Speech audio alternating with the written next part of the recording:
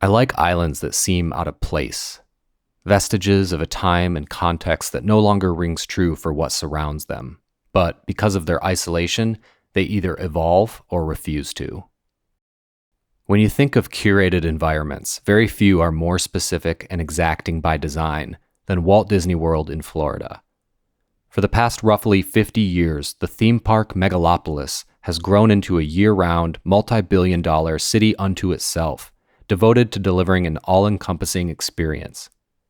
The level of control and attention to detail is something to marvel at, the sustainment of which requires enough people to make it the largest single-site employer in the United States.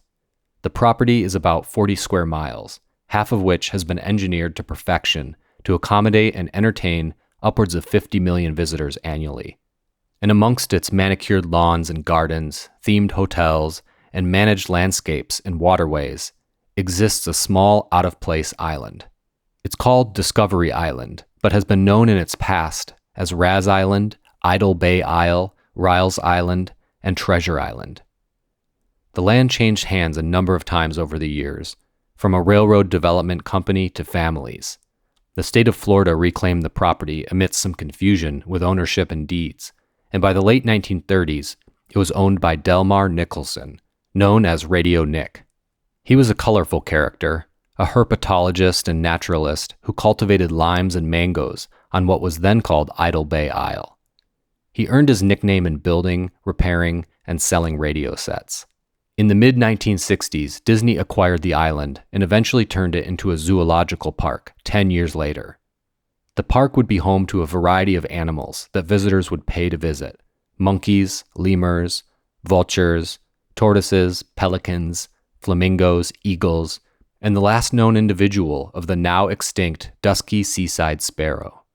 The island remained open for exactly 25 years, closing in 1999 and relocating the resident animals to its new Animal Kingdom theme park. And thus began the island's retreat from the world around it. Over the years, it would endure storms and hurricanes, the abandoned buildings and infrastructure remaining, but taking on a more natural, eroded patina. Bold travelers would make clandestine excursions to the island. Those who were caught would be awarded with a lifetime ban from Disney property. In the year 2020, while the rest of Disney World was in an abandoned, albeit not neglected, state of existence due to the COVID-19 global pandemic, an unnamed man was caught camping on the island, apparently unaware that it was restricted.